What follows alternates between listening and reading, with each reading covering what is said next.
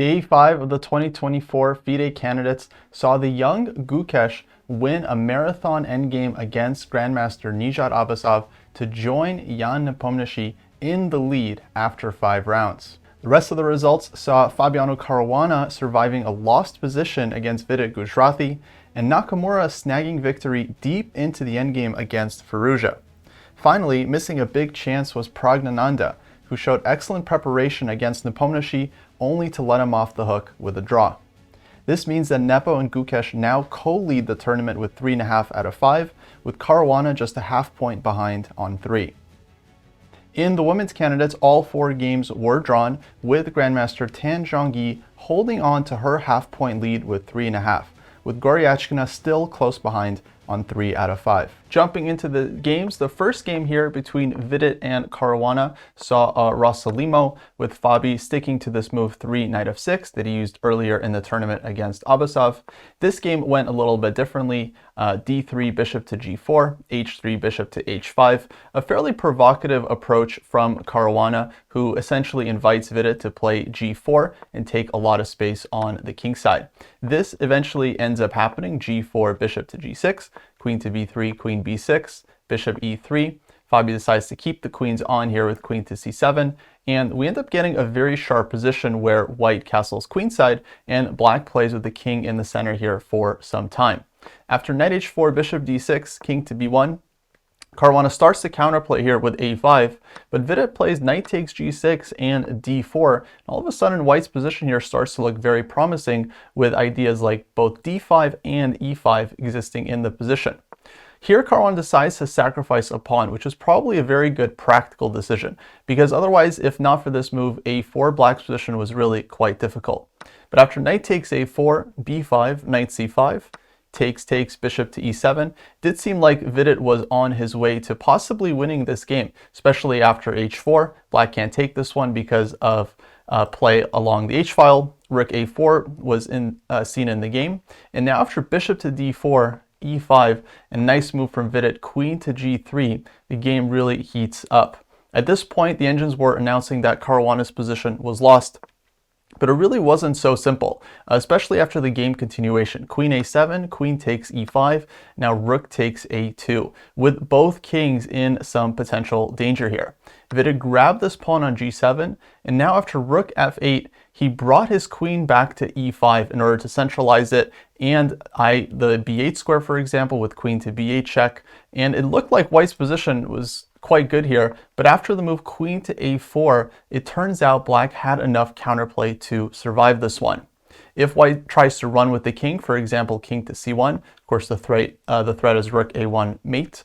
But after a move like king to c1, black would have f6, and this would actually be lost for white, because if the queen moves away, it loses contact with the bishop.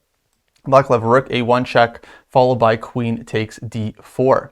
So instead of king c1 at this point, Vidit decided to repeat moves with queen to b8 check. This was actually the best that he could do. So where was the missed win? Well, it turned out instead of this move queen to e5, which was very logical and natural, white had to start evacuating with the king at this point. Had he found the move king to c1, he would have had a winning advantage. Although it's still quite complicated from here, the game I'm sure would be very, very sharp, but this was the missed chance for Vidit in this game. Instead, we saw queen a5, queen a4. After queen b8 check, bishop d8, and queen e5, the players repeated moves, and a draw was agreed. Moving to the game between Fuja and Nakamura. In this one, we saw an Italian game with Hikaru actually playing a bit provocatively out of the opening, dropping his bishop back to e7 here. And then after queen b3, castles and a4, he plays the surprising retreating move in this position, knight to b8, where it looks like after d4, white just has tons of space and a big advantage.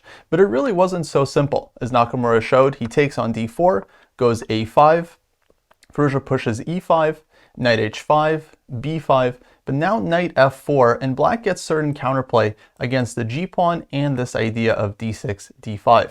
The game continued g3, now d5, bishop f1, knight e6, bishop to g2, and after this move c6, black is able to develop the queen side and get some real counterplay.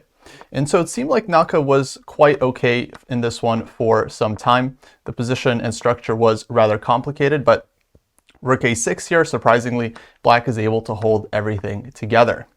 The two continue to maneuver here, bishop to d7. The main thing being that black's d-pawn is a possible weakness, but black having lots of activity in the position in order to justify this weak pawn. After some trades here, knight b6, bishop d4, takes. The position was basically equal for some time. And eventually the players reached this endgame after queen f4, knight f5, takes, queen c7, rook e1, knight d7, Nakamura forcing Fuja to advance the e-pawn, and queen takes f4, rook takes f4, knight f6. In this position, black is already doing absolutely fine. In fact, maybe he's slightly better here, but the game, of course, remained equal for quite some time. Eventually, we reached this critical moment. After f4, rook g2, f5, both sides getting their counterplay now with the passed pawn, knight d5, rook e4, knight b4, and here Fuja could have made the move rook takes d4. I think after this the game likely would have ended in a draw. Knight takes d3, for example, rook takes f5, white goes rook to e2, and we have a drawn rook endgame. But Fuja starts going all out for the win, plays this move f6 check, and after king takes f6, rook f2, black goes rook f5, takes on f5, king takes f5, e7, knight takes d3, e8 equals queen, takes. And the players end up in this endgame where white has an extra exchange, but black is by no means worse here with a very strong knight that's heading to f4, and then lots of counterplay with the d-pawn. Of course, the h-pawn is a target as well. Now, objectively, this one should have been drawn, but it turned out very tricky for white to play. After d3, king to f2, knight takes h3, king e3. For some time, Fuja did defend this one, but here he makes a game-losing mistake with king takes d3, where after g3, it turns out that this pawn cannot be stopped. Instead, he had to keep his king on e3. The engine points out rook d8, rook a8. All these moves are winning so that on g3, white can come back with king f3 and deal with this pawn. But king takes d3 was a very unfortunate blunder from Fuja, as after g3, his rook can no longer stop the g-pawn. If rook to g8 here, black simply goes g2, threatening to promote with a winning endgame with an extra knight. And if rook takes g2, well, then knight f4 check picks up the rook and white is completely lost. Instead, Fuja tried rook f8 check in this position, but after king e6, he simply had to resign, as once again, the rook is just not stopping the g-pawn.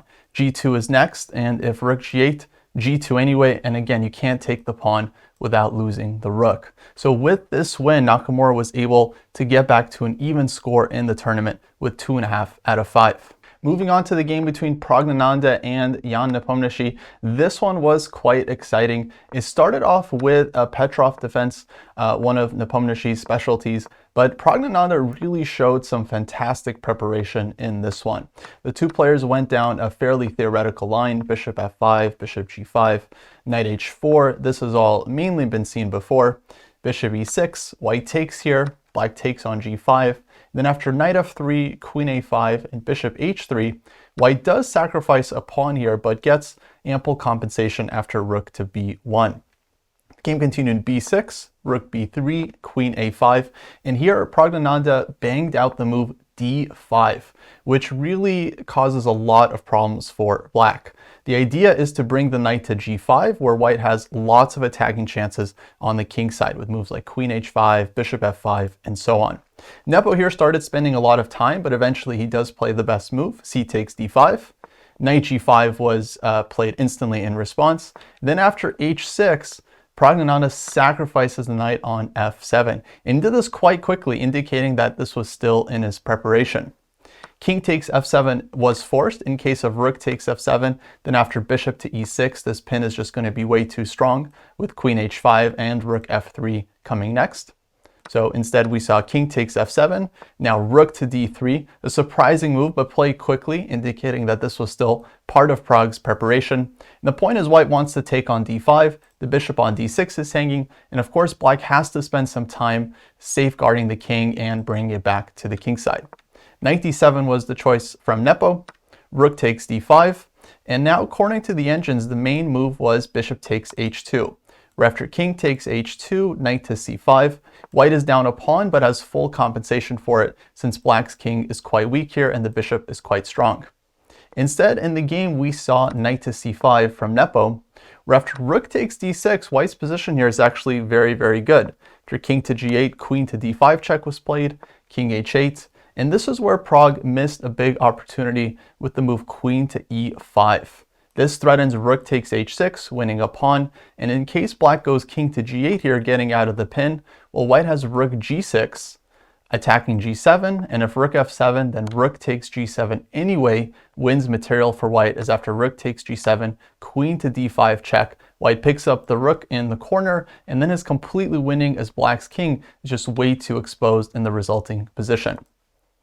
Instead of queen e5, however, which would have been winning for white, Pragg played the move bishop to f5, which is quite logical. He wants to pull the bishop back and then put the queen on the diagonal and play for mate on h7. But he possibly overlooked or at least underestimated Nepo's response here, the very nice move knight to b7, where it turns out the rook is hanging on d6 and the bishop is hanging on f5. And so if white takes on b7, then black just takes on f5 here and is completely fine. After this move, knight to b7, Pragg was forced to trade queens with queen takes a5, knight takes a5, but now most of white's advantage is gone here as the king is no longer so weak without queens on the board. Pragg continued to play this endgame for a win, trying to make the most out of it, but long story short, Nepo was able to defend this one quite comfortably. And after g5 here, king to g7 happened soon as well. Eventually, the two traded off a pair of rooks. They also traded off knight versus bishop, and they got into an equal rook endgame where Nepo had no problems holding, and the game was eventually drawn. Moving on to the last game between Gukesh and Abbasov. This was another Petrov, and this one was quite exciting for some time. Out of the opening, actually, black was quite fine in this game. Abbasov executes his main plan in the position, this pawn break with f6. After takes, bishop e3, knight c4, black was essentially totally okay here. But as the game progressed, a couple pieces got traded off. White's position here ends up a little bit easier to play. After bishop f5, queen e2, knight d6, although a lot of pieces get traded off, Gukesh is able to seize the e-file here and some clear advantage with all of his pieces lined up on the e-file and controlling the only open file on the board. h6 was a continuation, queen c2, queen d7. And after c4, d4, and c5, black's d-pawn ends up being kind of a target, and Abbasov is forced to abandon his a-pawn in order to keep this one defended. The players repeated moves a couple times, and Gukesh avoids the repetition with rook e4, and after rook d8, rook f4, and d3, white is able to snag this pawn. Now this one got very, very sharp, close to the first time control. I'll remind you folks that there is no increment before move 40, which leads to some pretty exciting time scrambles.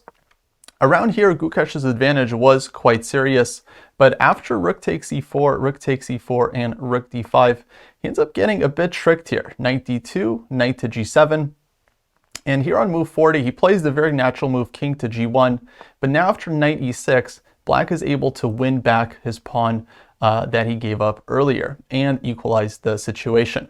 However, the drama didn't end there. Rook e3 was played, knight c5, queen to c4. Here, Abbasov very unexpectedly played the move knight e6, offering up this d-pawn, which is kind of the most important asset in black's position. Gukesh does take this one, and a flurry of tactics now started. b5 was played, queen goes back to c3, holding on to the rook, knight to f4, this was black's idea, rook to e3, very precise move from Gukesh, and now rook to g5. Now apparently queen takes c6 was winning for white, but this would not be easy to calculate, allowing rook takes g2. White would have to find king to f1, and black doesn't have any good follow-up here, whereas white's counterplay is just getting started. Instead of this, Gukesh went for knight e4, allowing black to take on g2 and going king to h1.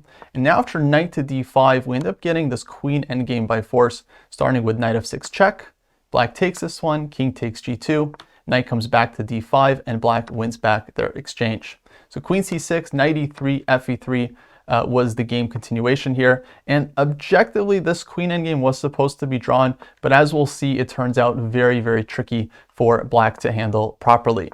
Gukesh makes the passed a pawn here, and after a couple of checks, runs with his king to the queen side. Black is able to eventually create a pass pawn on the king side. And yeah, the advantage here kind of shifted back and forth for quite some time, going from winning for white to draw and back to winning. Let me take you guys to the critical moment where this queen endgame was finally won by Gukesh. For the most part, Abbasov defended this one very, very well, but queen endgames are notoriously tricky to really play accurately. They're just very, very difficult, and there's lots of ways to go wrong. Eventually, the players trade queens here, and they both get a new queen after h2, a7, queen, and this endgame, again, supposed to be a draw, but very, very difficult for black to hold. And Abbasov ends up going wrong here after king h6, queen e3 check, king to h5.